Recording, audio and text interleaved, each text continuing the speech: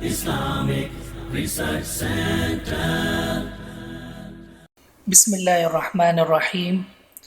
محترم سامعین و ناظرین، ہمارے معاشرے میں فیشن اس قدر عام ہو چکا ہے کہ مرد خواتین کی طرح خود کو بنانے اور سنوارنے کا کام کرتے ہیں، اور خواتین وہ مردوں کی نقالی کرتی نظر آتی ہیں، اور ہر شخص یہ کوشش کرتا ہوا نظر آتا ہے کہ اس کا لباس، اس کی شکل و شباہت، اس کی چال ڈھال وہ فیشن کے مطابق ہونا چاہیے۔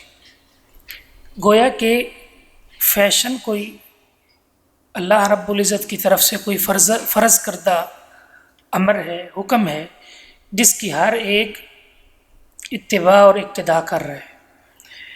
یاد رکھیے کہ ہم سب اللہ کے بندے ہیں، اور ایک مومن، ایک مسلمان مرد و عورت پر سب سے پہلے جو حق بنتا ہے، جو فرض ہے، وہ اللہ کا ہے۔ تو ہم نے کلمہ پڑھا ہے، تو ہم اللہ کے احکامات کے پابند ہیں، اللہ کے بندے ہیں، اللہ کے غلام۔ ہمارا ہر عمل اپنی مرضی سے نہیں ہو سکتا، بلکہ اللہ کے احکامات کے مطابق ہے۔ تو معاشرے کے اندر مردوں کو دیکھا جائے تو انہوں نے کانوں میں بالیاں ڈال رکھی ہیں، خواتین کو دیکھا جائے تو انتہائی نازیبا لباس پہنے ہوئے ہیں، یعنی مرد خواتین کی نقالی کر رہی ہیں، اور جو مرد ہیں وہ عورتوں کی نقالی پر ڈٹے ہوئے ہیں۔ محمد رسول اللہ صلی اللہ علیہ وسلم نے ایسے کام پر لعنت فرمائی ہے۔ صحیح بخاری کی حدیث ہے، لعن رسول اللہ صلی اللہ علیہ وسلم المتشبہین من الرجال بالنساء۔ آپ نے ان مردوں پر لعنت فرمائی ہے جو خواتین کی مشابہت کرنے والے ہوں، ان کو کاپی کرنے والے ہوں، ان کی نقالی کرنے والے ہوں، اور اسی طرح ان عورتوں پر بھی لعنت کی جو مردوں کی طرح اپنے آپ کو سنوارنے والی ہوں، مردوں کی طرح اپنے چال چلن کو، اپنے لباس کو، اپنے طرز کو بنانے والی ہوں۔ اللہ کے رسول صلی اللہ علیہ وسلم نے اس پر بھی لعنت کی ہے، اور فیشن کے نام پر اس قدر بے حیائی عام ہو چکی ہے۔ آئیے صحیح بخاری کی دوسری حدیث پر غور کیجئے۔ رسول اللہ صلی اللہ علیہ وسلم نے فرمایا، دو قسم کے لوگ ایسے ہیں جو جنت میں داخل نہیں ہوں گے، آگ میں داخل ہوں گے۔ پہلے نمبر پر آپ نے فرمایا وہ خواتین مائلات ممیلات، جو خود بھی مردوں کی طرف مائل ہونے والی ہیں اور دوسروں کو مائل کرنے والی ہیں، بے لباس، عاریات، اور برہنہ لباس والی، تنگ لباس والی۔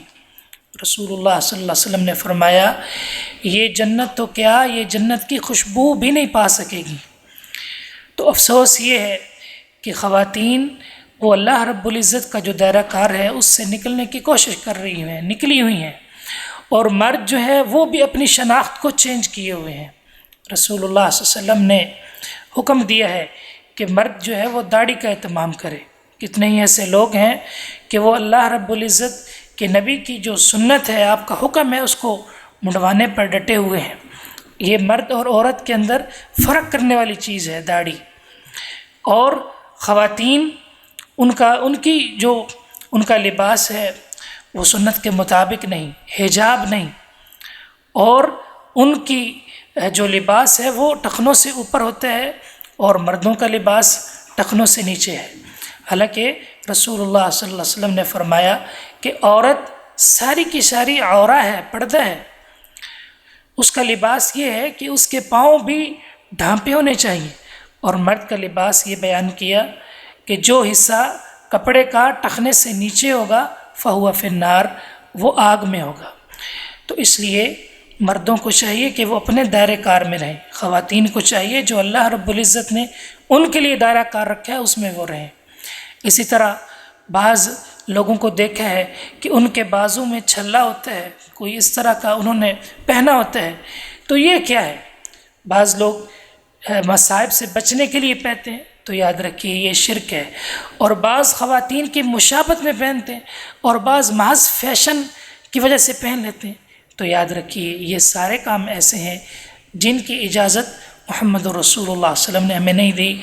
اللہ رب العزت سے دعا ہے کہ وہ ہمیں ان خرافات سے بچنے کی توفیق عطا فرمائے اور صحیح دین پر عمل پیرا ہونے کی توفیق عطا فرمائے۔